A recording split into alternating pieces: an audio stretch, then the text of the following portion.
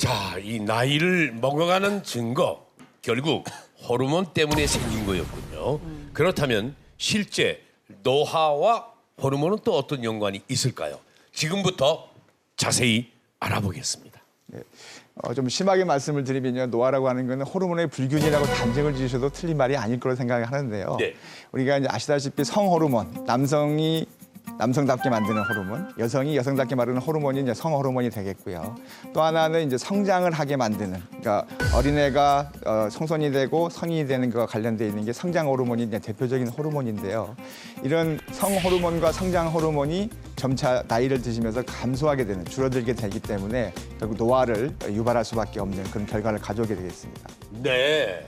이제 성 호르몬이 뭐 줄어드는 거야 뭐 나이 먹으니까 할 수 없지만 키가 크는 거는 나이 먹으면 다 큰 거 아닙니까? 어렸을 때 어느 정도 나이가 되면 키는 다 크는 거 아니에요? 근데 그것도 호르몬하고 관계 있습니까? 그러니까 성장 호르몬이 이제 뭐 세포의 성장뿐만 아니라 키, 뭐 근육 모든 성장과 관련이 되어 있습니다. 그래서 실제로 성장 호르몬은 이제 20대 그러니까 성년이 된 이후부터 10년마다 약 14.4%씩 줄어들게 되기 때문에 결국 젊은 나이에는 우리가 뭐 소위 말해서 뭐 모래를 먹어도 소화가 되고 쌀을 씹어도 소화가 된다고 말씀하시지만 이 성장 호르몬의 가장 그 대표적인 그 부족 증상 중에 하나가 바로 뱃살이 나온다는 겁니다. 그러니까 같은 지방이 생긴다 하더라도 피하 지방으로 생기는 게 아니고 복부 지방으로 그런 쌓이는 그런 경향이 있기 때문에 결국은 건강에 끼치는 손해가 막심하다고 볼 수 있습니다. 그래서 성장 호르몬에 대해서 우리가 검사를 해보실 수 있는 분들은 어떤 분이냐면은 갑자기 내가 요즘 들어서 먹지 않았는데도 살이 너무 찐다.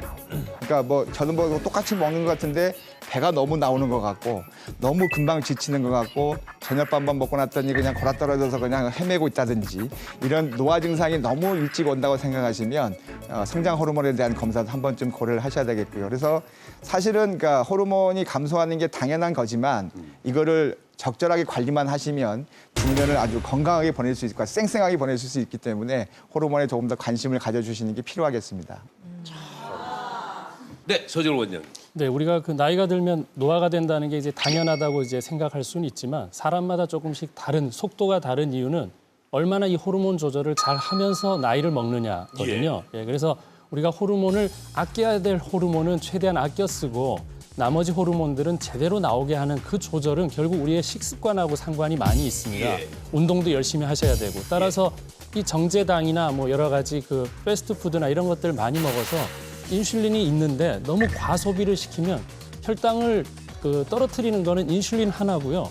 나머지는 호르몬들이 전부 혈당을 올리는 호르몬들이거든요. 따라서 인슐린을 아껴 쓰는 방법이 결국은 노화도 더디게 오는 거지 우리가 노화를 가더라도 천천히 가느냐 빨리 맞이하느냐의 차이기 때문에 호르몬 균형에 신경을 쓰셔야 됩니다. 네. 예, 호르몬 치료의 원칙은 일단은 자기가 호르몬을 만들어낼 수 있는 능력이 있으면 예. 그 호르몬을 갖다가 만들어낼 수 있게 도와주는 게 중요합니다. 그러니까 우리가 이제 과외 공부를 많이 하다 보면 자기주도 학습을 못하는 것처럼 외부에서 주는 호르몬은요. 사실 이제 그 호르몬에 의존하는 경향이 많이 있을 수 있거든요. 내가 남성 호르몬을 만들어낼 수 있고 내가 말 들면 인슐린을 만들어낼 수 있으면 굳이 그걸 외부에서 그런 호르몬을 갖다가 주입하는 것보다는 자기가 호르몬을 만들어낼 수 있으면 그런 환경을 만들어주고 그런 생활 습관을 갖는 게 제일 중요하다고 생각합니다. 제가 아무래도 갱년기에 지금 와 있고 또 친구들하고 모임도 많고 찜질방도 자주 가다 보니까 뭐 이렇게 듣는 정보가 많거든요. 소화제를 오랫동안 먹게 되면은 이게 뭐 유방암에 걸릴 수도 있다 이런 얘기도 제가 얼핏 들었어요. 혹시 맞는 상식인지 예, 교수님 좀 말씀해 주세요. 보통 이제 약을 갖다 중복해서 드시는 경우가 그런 경우가 많습니다. 그러니까 예를 들어서 내과에서 약을 처방받고 뭐 정형외과에서 처방받고 이렇게 약을 갖다가 같이 드실 수밖에 없는 상황이 있지 않습니까? 그렇게 되면 보통 위장약을 같이 넣게 되거나 속이 불편하지 않게 약을 추가하는 그런 경우가 생깁니다. 근데 그 약 자체가 주로 도파민과 관련이 되어 있습니다.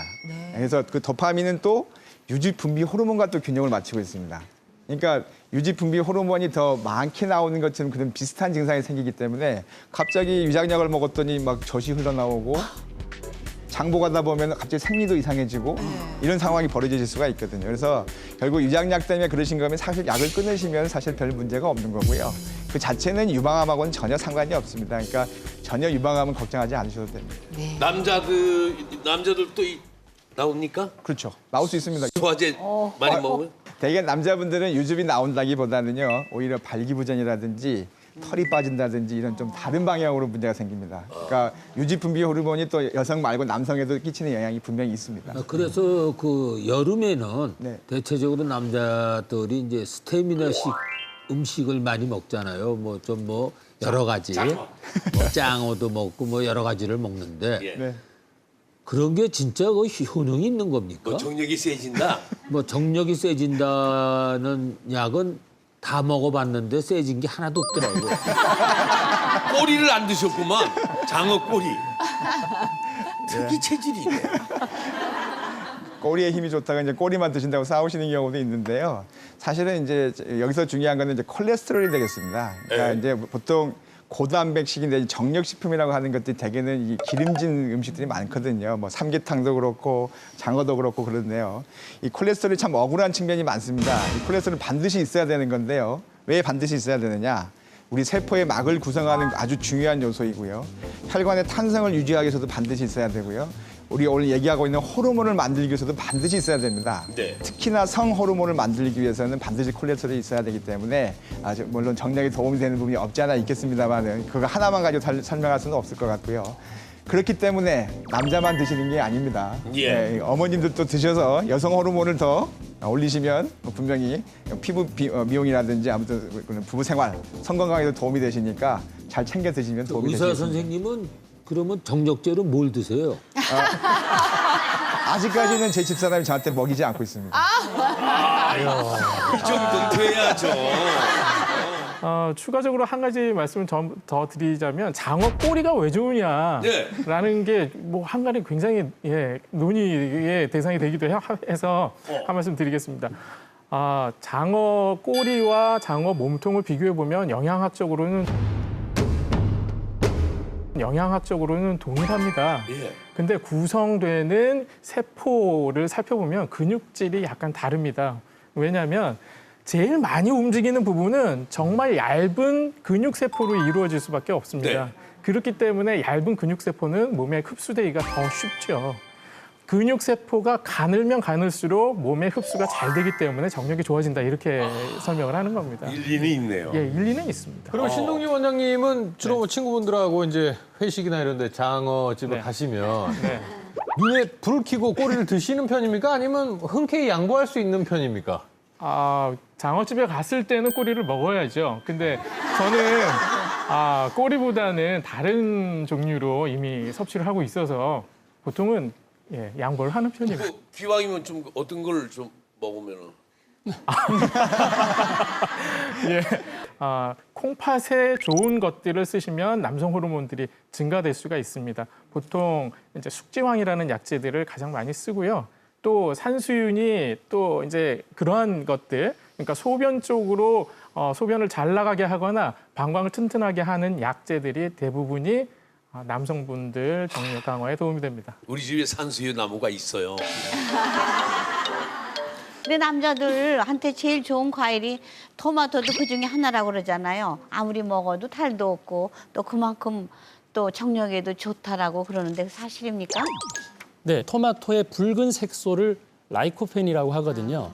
그러니까 왜 붉었냐 하면은 상대적으로 이 햇볕에 대한 차단이나 이런 것 때문에 토마토도 그 색깔을 띠게 되는 거죠. 그러니까 본인을 보호하기 위한 색소이기 때문에 항산화 물질이라고 얘기하는데 그 물질이 우리가 입으로 통해서 먹었을 때 걔가 좋아하는 곳이 있단 말이죠. 그게 특별히 전립선이라는 곳에 가서 똑같이 항산화 작용을 하기 때문에 전립선에 우리가 스트레스를 받고 음주, 흡연 이런 것들을 많이 하게 됐을 때는 사실 이런 항산화 물질이 떨어져 있는데 상대적으로 이런 걸 보충해서 채우면 상대적으로 전립선을 보호하는 역할로 다시 되돌릴 수 있기 때문에 우리가 먹었을 때 도움이 된다는 거고 평소에 그게 충분히 갖고 있는 사람한테는 큰 차이가 없을 수도 있다는 거죠. 그러니까 도움이 된다는 부분만 좀 기억을 저는 하시면 예, 좋겠습니다. 제가 방울토마토를 즐겨 먹는데 큰 차이가 없더라고요.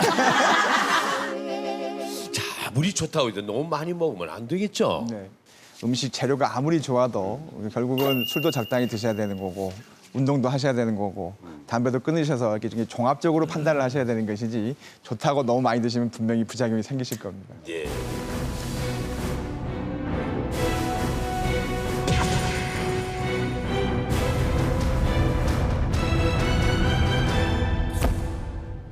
호르몬만 잘 관리하면요 늙지 않고 건강하게 살 수 있다. 맞습니까? 네, 맞습니다. 예.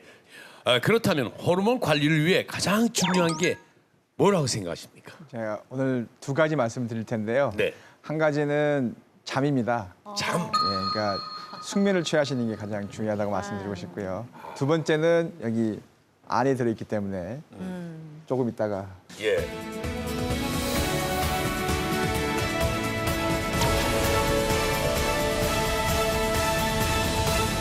먼저 잠이 그렇게 중요합니까? 잠을 잘 주무시는 게 앞에 뭐 장어 드신다고 하셨습니다만 장어 10마리 드시는 것보다 더 중요하실 거라는 생각이 되는데요. 잠을 푹 주무시는 게 우리 호르몬 건강, 특히 이제 성 호르몬이라든지 성장 호르몬이라든지 이런 수면 호르몬과 관련돼서 숙면을 취하시는 게 호르몬 건강을 위해서 반드시 있어야 되는 상황이 되겠습니다. 얼마나 자야 돼요? 예, 보통 이제 잠을 뭐 7시간 내지 8시간 자라고 말씀을 드리는데요. 사실은 시간보다도 더 중요하신 게 이제 질적인 문제입니다. 양적으로 우리가 아무리 뭐 10시간을 자더라도 깊이 못 자고 선잠을 자게 되면 뭐 피곤하기 마찬가지거든요. 그래서 짧게 주무시더라도 깊이 주무시는 게 중요하다고 말씀을 드리는 거고요. 그리고 숙면을 취하기 위해서 가장 중요한 세 가지가 있습니다. 그게 뭡니까? 예, 먼저 첫 번째는 멜라토닌을 충전하셔야 됩니다. 멜라토닌 충전이요? 네. 배터리 그거 뭐 어디서 하는 겁니까? 예. 아무 데서나 하실 수 있습니다. 근데 낮에 하셔야 됩니다. 예, 밤에 하실 수 없습니다. 알겠습니다. 햇볕이 있어야 되는 건가 네. 봐요. 햇볕. 네, 밖에 나가서 햇빛을 쬐시려는 게 정답이 되겠습니다. 우리가 이제 물론 멜라토닌을 수면 호르몬이라고 해서 밤에 더 많이 분비가 됩니다만은 이게 낮에 햇빛을 충분히 쬐어 주셔서 그걸 합성을 해놔야 생성을 해놔야지 밤 시간에 충분히 분비가 될 수가 있기 때문에 반드시 낮에 햇빛 쬐시는 게 중요할 것 같고요.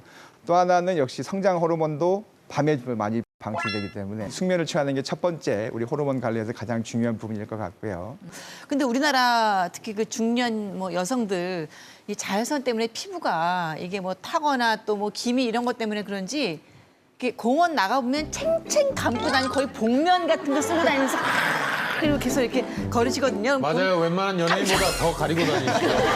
전 국민의 연예인화를 이끌고 있습니다. 그러니까 사람 없는데 아주머니들이. 그런 분들 딱 만나면 역 하고 놀라요. 예. 그걸 이렇게 그래서- 싸매고 다니는 거 바람직하지 않은 거죠? 맞습니다. 일단 보시면 모자 쓰시지요, 선글라스 쓰시지요, 긴팔 입으시죠, 장갑 마스크. 끼시지요. 마스크. 완전 네. 전면 다 옷으로 다 덮는데요. 그렇게 되시면 전혀 효과가 없습니다. 일단 멜라토닌 부분은 눈으로 이 빛의 자극이 들어와야지 우리 뇌 송가선에서 만들어지기 때문에 반드시 이게 빛이 들어올 수 있게끔 해주셔야 되고요. 실제로 그래서 선글라스를 쓰시게 되면 피부가 더 타게 됩니다. 왜냐하면 아까 말씀드렸죠. 빛이 들어와야지 멜라토닌에서 멜라닌이 만들어지는데 차단을 해버리기 때문에 도대체 눈으로 해서 빛이 지금 들어오는지 안 들어오는지 지금 헷갈린단 말이죠.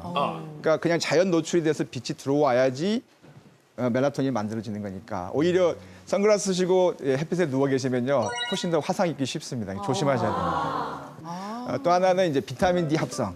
비타민 D 합성은 이제 눈에 직접적으로 빛이 들어오는 것보다도 이제 피부에서 합성이 되기 때문에 결국은 이제 얼굴 타시고 피부가 이제 뭐 검버섯 생기고 하는 게 싫으시니까 뭐 얼굴까지는 제가 노출드리라고 말씀은 못 드리겠고요. 그러나 팔다리는 충분히 노출시키시는 게 당연히 효과가 있을 것 같고요. 네, 우리 남편은 뭐 낮에도 한 2시간 코 골고 주무시고 저녁에도 한 11시쯤 되면 코 골고 그리고 아침에 일어나면 자기 한 잠도 못 잤다고 그래요. 근데 그것도 저기 호르몬과 뭐 관계가 있습니까? 네, 이 멜라토닌이 잘 분비가 되면은 결국은 깊은 잠을 주무실 수가 있게 되는데 이 멜라토닌이 사춘기 이후부터 계속해서 떨어집니다.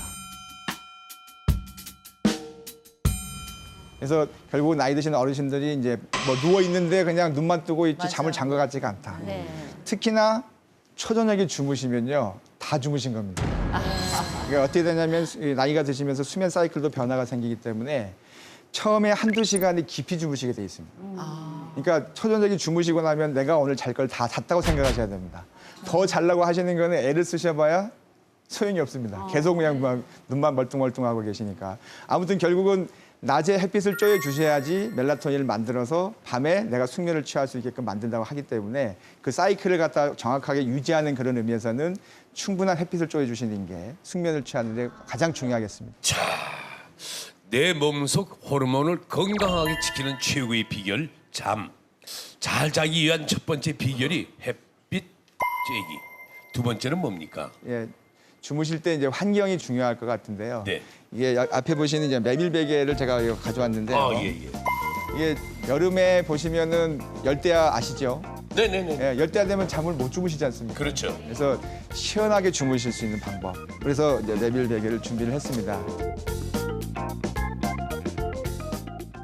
신동진 원장님, 메밀 베개가 실제로 그런 효과가 있습니까? 예, 메밀 베개는 저도 추천드리고 싶은 베개 중에 하나인데요. 메밀 자체는 교맥이라고 부르는 약재인데 그 알곡을 드셨을 때는 달고 성질이 찬 것으로 되어 있습니다. 근데 메밀 베개 만드실 때는 메밀 그 씨 알곡을 넣으시는 게 아니라 메밀 껍질을 넣으시는 거죠. 네. 그 메밀 껍질 자체는 이렇게 능선이 있습니다. 삼각형의 능선이 있는데 그걸 알곡을 빼고 나면 그 껍질 자체가 네. 약간 탄력성이 있고 네. 통기성이 좋습니다. 아, 예. 바람이 잘 통하면 머리에서 나오는 열들을 식혀줄 수가 있기 때문에 메밀 베개를 추천해 드리는 이유 중에 하나가 있습니다.